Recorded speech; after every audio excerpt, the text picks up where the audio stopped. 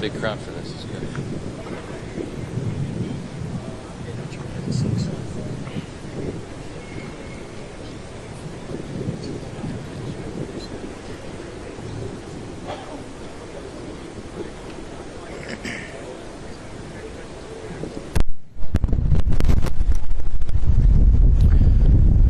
Well, we want to thank you all for joining us this evening.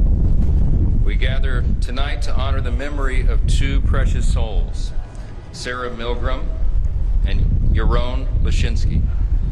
Our hearts go out to the families and friends of Sarah and Yuron, and all those who have come from the Israeli embassy tonight and the AJC to honor their memory. We want to thank you all for being here. We took every precaution to arrange this evening and ensure the safety of everyone in attendance. And that's because it's a dangerous time to be a Jewish American. The two innocent lives we honor today should still be with us. Sarah and Yuron were young, and they were in love. They led honorable lives of advocacy at the Israeli embassy. And they devoted themselves to peace in the land that they so loved. The monster who murdered them was not motivated by peace, but something very different. He went to a Jewish museum to hunt down Jewish people. And we want to be crystal clear tonight. This is targeted anti-Semitic terrorism. There are no shades of gray. There is no other way to describe it. As we've seen in the weeks since, this violence is sadly not isolated. Just 10 days after these murders, a group of Jewish Americans, most of them elderly and one a Holocaust survivor, were pelted with Molotov cocktails in Boulder, Colorado. In Colorado and in our capital city, we see two cold-blooded monsters separated by 2,000 miles, but united in their sick hatred of the Jewish people. It just defies understanding. Both individuals chanted a slogan that is all too familiar on college campuses and city streets since the horrors of October 7th, Free Palestine. It's the chant of a violent movement that has found common cause with Hamas. And it's a movement that has lost hold of the difference between right and wrong, between good and evil, between light and darkness, barbarism. The chants of the terrorists who pillaged Israel on October 7th are almost indistinguishable from those of Hamas sympathizers here on our own shores. They proclaim that violence is righteous, that rape is justice, and that murder is liberation. They have created a culture of lies that puts a bounty on the heads of peace-loving Jewish Americans. And the insidious spread of this violent ideology has emboldened the evil worldview of people like the one that took the lives of Sarah and Yuron. Where is the outrage for these two young victims? There have been no national protest for them or the many victims of anti-Semitic violence all around this country. No calls in the streets to say their names. No chants for justice or peace. We cannot let these depraved anti-Semitic terrorists silence us. We must stand up and protect our Jewish brothers and sisters. The Republicans and the Democrats here today stand united in that cause and condemning the violence and the rhetoric that directly aids and abets it.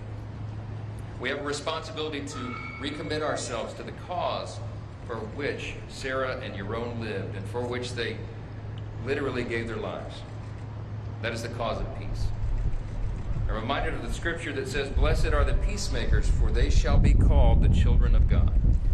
Tonight we honor two of God's children, tragically lost too soon. I hand it over now to my colleague, the Minority Leader, Hakeem Jeffries.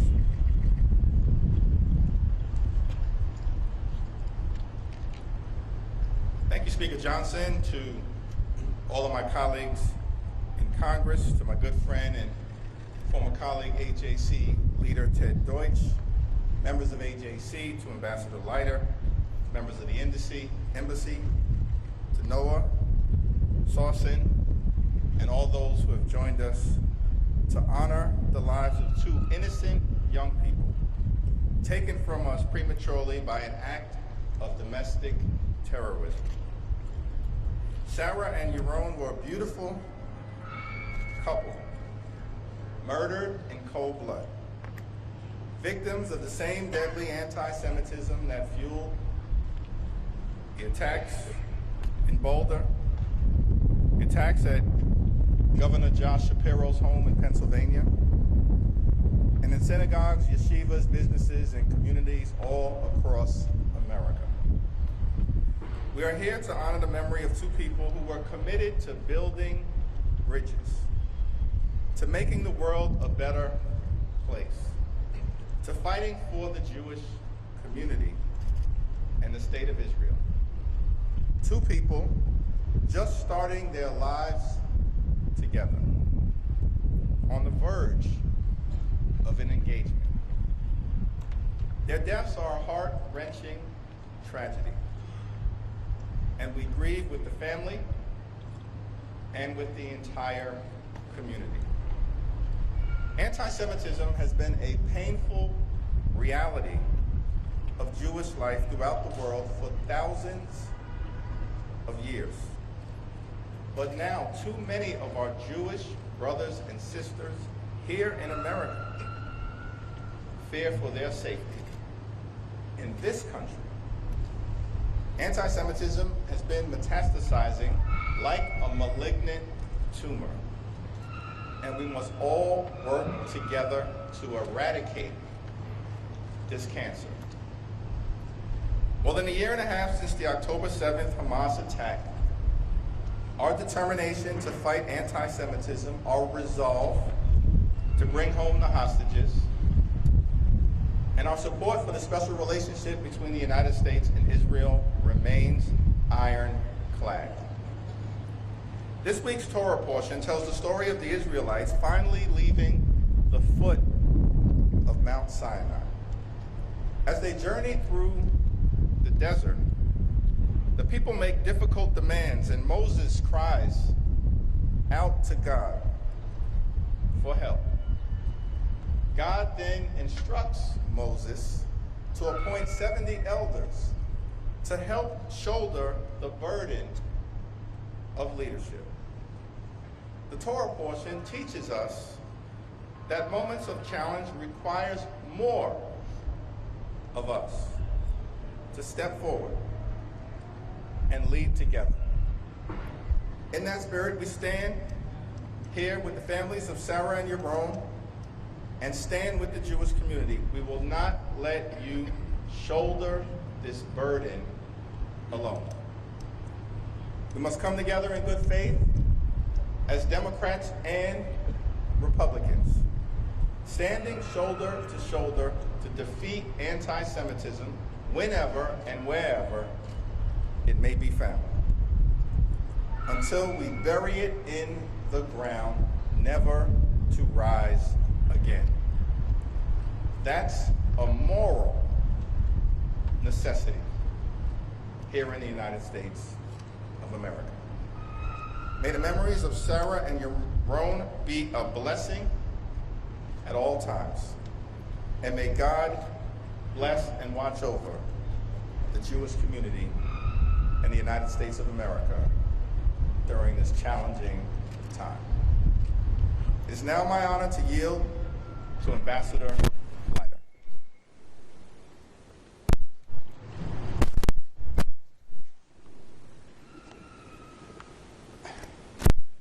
Speaker Johnson, Minority Leader Jeffries, thank you so much for bringing us together. It's an honor. Members of Congress, President of the American Jewish Committee, Ted Deutsch, family and friends, ladies and gentlemen.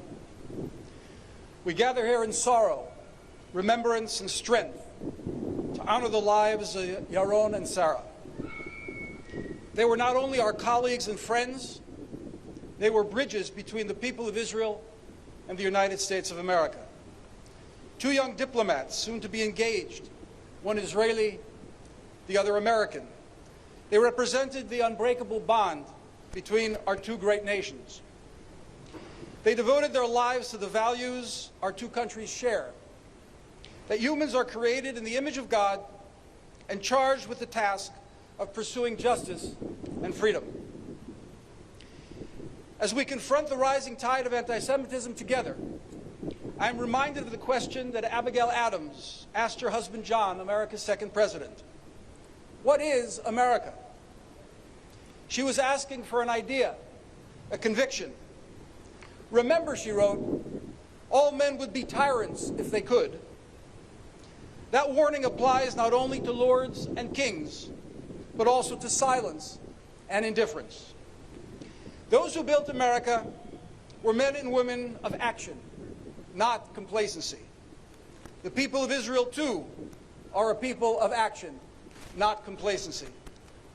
We did not collapse in the face of tragedy, but turned pain into perseverance, angst into action, hopelessness into hopefulness. Sarah and Yuron believe that America and Israel each hold a unique place in the world. They saw America as the shining city on the hill, and Israel as a light unto the nations. But Sarah and Yuron did not just preach these values, they lived by them. We have too many high-sounding words, Abigail wrote to John, and too few actions that correspond them. Ladies and gentlemen, our mourning must not end in words alone. Let it awaken in us a fierce defense of what we hold dear, of the virtues that guided the founders of both our great nations. We must demand and tirelessly endeavor for the release of our hostages, kidnapped by Hamas and held in their dungeons. We must not hesitate to condemn those calling for violence against Jews and against all those lovers of Zion. The Intifada has been globalized, and like Orwell's 1984, free, free Palestine means death, death, Israel. It is now incumbent upon all of us to confront it. Today we are challenged to act, to honor the fallen not just with words, but with a renewed commitment to fighting the scourge of hate, fighting the demonization and delegitimization of the State of Israel. The partnership between Israel and the United States is about the belief that justice and freedom must be defended in every synagogue, in every church, mosque, and on every university campus. In Judaism, we say that one's memory shall be for a blessing. On the steps of this hallowed hall, I recall the timeless words of President Abraham Lincoln. It is for us to be here dedicated to the great task remaining before us, that from these honored dead, we take increased devotion to that cause for which they here gave the last full measure of devotion. That we here highly resolve that these dead shall not have died in vain. That this nation, under God, shall have a new birth of freedom. May the memory of Sarah and Yuron be for a blessing, for a renewal of our bond in full measure and devotion. I'm honored to call my good friend, Ted Deutsch, the American Jewish Committee.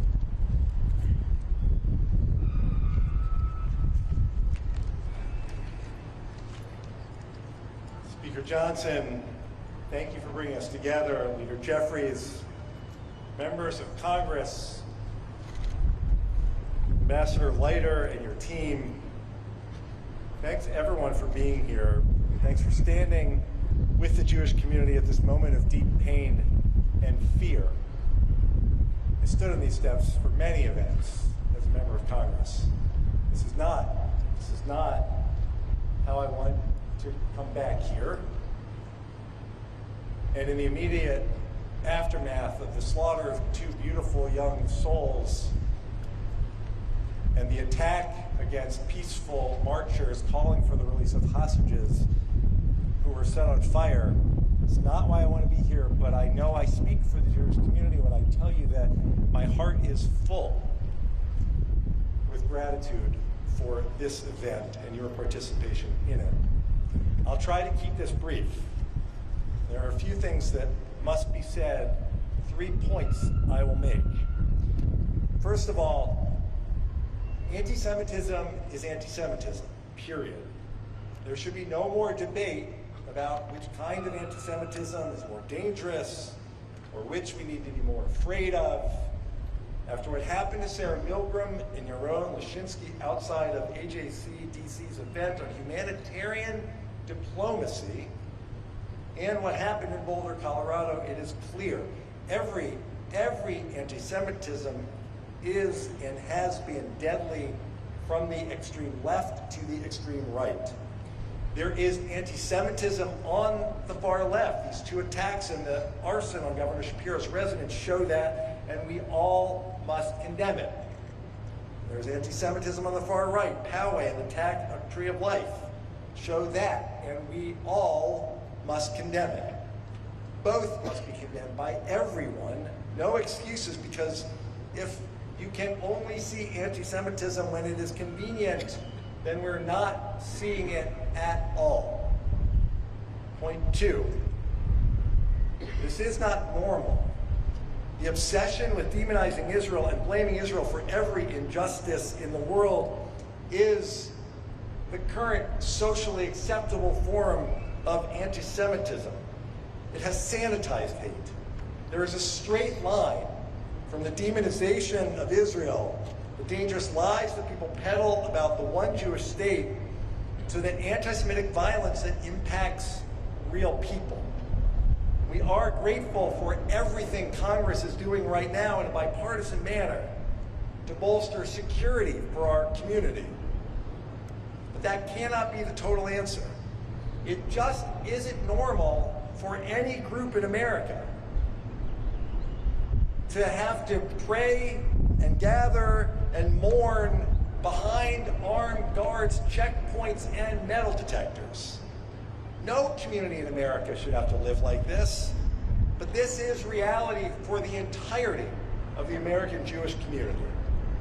Point 3, this cannot be partisan.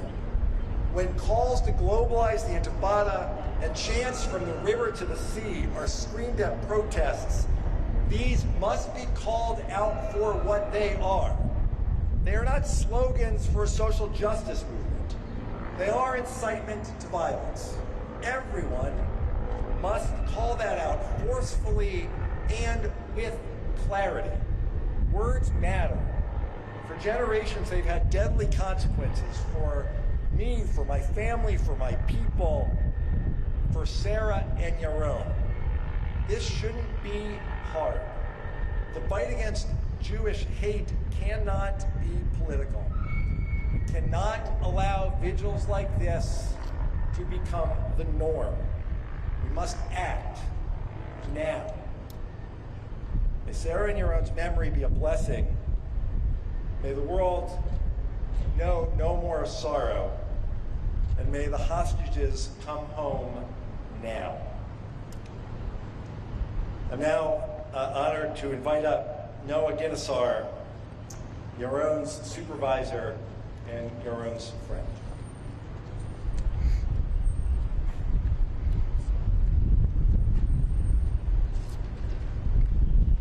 On behalf of the Lashinsky family, Yuron's parents, Ruth and Daniel, his brothers, Hanan, Gabriel, and Benami, and his sister, Judith. Thank you from the bottom of our hearts for coming together this evening to honor Yuron and Sarah. It is still hard for us to believe that Yuron is no longer with us. We miss the beautiful soul that he was, the wonderful son and brother, the loving uncle he was across the ocean. In the days since the vile terrorist attack, we have heard from so many people who knew Yuron. We learned of different aspects of his personality, the way in which he developed professionally at the Embassy of Israel. We heard what a loyal friend and trusted colleague he was. Most of all, we learned of the strong love he and Sarah shared and their plans for their future together. We collect these stories of his life, and we are heartbroken that we will miss seeing his plans come into fruition. Yuron accomplished so much in his 30 years. He had an unending thirst for knowledge and was willing to spend hours to better understand and analyze any issue he tackled. He loved soccer, had an appreciation for art, and was an avid photographer. He was of deep faith and knew how to find beauty and order in every occasion. He was the first to volunteer for any task, and he wanted to give of himself for a life of purpose and service. Yuron loved the 3 years he spent at the Embassy of Israel, which he hoped would be his first step towards a career as an Israeli diplomat. These years in Washington, D.C. were for him a chance to live his dream. Here, he spread his wings and learned to fulfill his potential. He appreciated every interaction, every person he met. He collected all these moments as memories, which he and Sarah were supposed to recall many years later. We, Yuron's family, are grateful for all the good this city brought out in Yuron. We want to remember Washington, D.C. as Yuron saw it, a city devoted to the pursuit of justice and peace, a platform to connect between people and nations. Yuron loved this city and the time he spent here. He took in all the monuments, breathed in the history and culture that D.C. offers, waited each year for the cherry blossoms. He was proud of every meeting he attended at the State Department and here at the U.S. Congress, think tank conferences and diplomatic receptions. This was the beautiful backdrop for his final 3 years. We will not allow Yuron's vision of D.C. to become tainted by the horrific anti-Semitic and anti-Israel attack that took him and Sarah from us. We will hold the Washington, D.C. Yuron loved close to our hearts. Please continue your important work in their honor, and may their light shine upon us all. In closing, we share with you these 2 verses, the first from Isaiah, which represents so well what Yuron stood for. ושפט בין הגויים והוכיח לעמים רבים, וכיתתו חרבותם לעתים, וחניתותיהם למזמרות. לא יישא גוי אל גוי חרב, ולא ילמדו עוד מלחמה. He will judge between the nations and will settle disputes for many peoples. They will beat their swords into plowshares and their spears into pruning hooks. Nation will not take up sword against nation, nor will they train for war anymore. And this verse from the book of Revelations, in hope of eternal comfort for all. And God shall wipe away all tears from their eyes, and there shall be no more death, neither sorrow nor crying, neither shall there be any more pain, for the former things are passed away. Thank you, and God bless you all. I now invite Sausan Hassan, my dear colleague from the Embassy of Israel, Sarah's supervisor, who will speak on behalf of the Milgram family.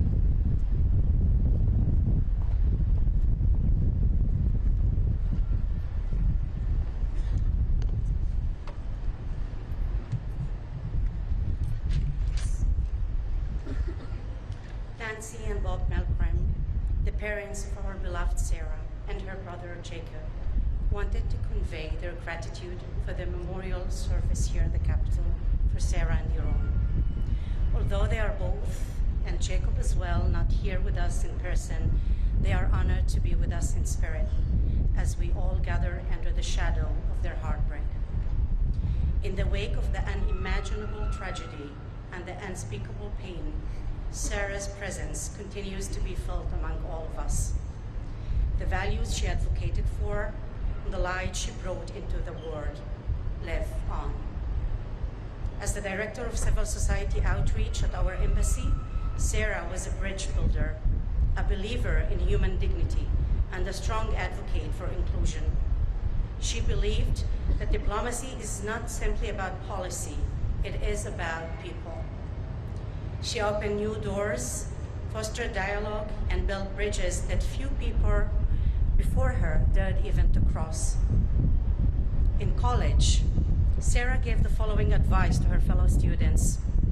I think it is really important to do things that make you uncomfortable, or things that may not be the easiest route. That's exactly what Sarah did. She took responsibility for those whose voices were not always heard, for helping to carry the burden when others could not. Her mission, including connecting with young adults, LGBTQ+, diverse community and ethnic groups, women's organizations, legal professionals, climate advocates, and many more, far beyond the walls of the embassy, even beyond her portfolio. Sarah enhanced partnerships with the White House, State Department, and countless advocacy groups, and arranged dozens of delegations to and from Israel. Perhaps her most difficult and most noble mission was making sure the world heard the stories of Israeli women who were raped and murdered on October 7th. She ensured the truth was told, even when others stayed shamefully silent. Sarah made sure the officials at the highest levels in Washington, D.C. and at the United Nations knew their stories. Sarah embodied the spirit of Tikkun Ulam. When Sarah assumed her position at the embassy, it cost her many familiar friendships.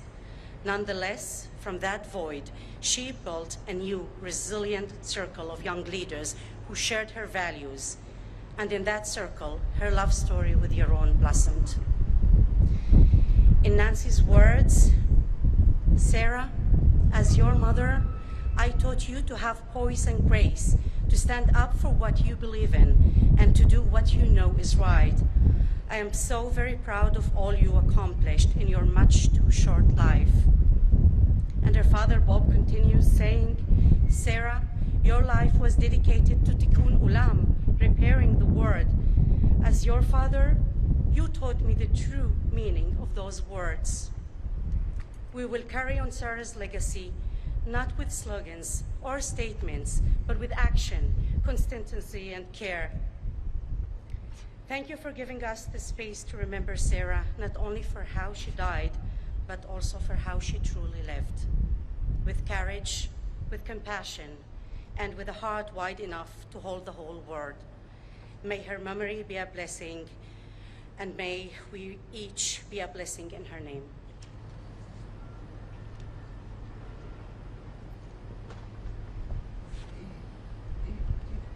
Would you join us now in a moment of silence for Sarah and Yuron?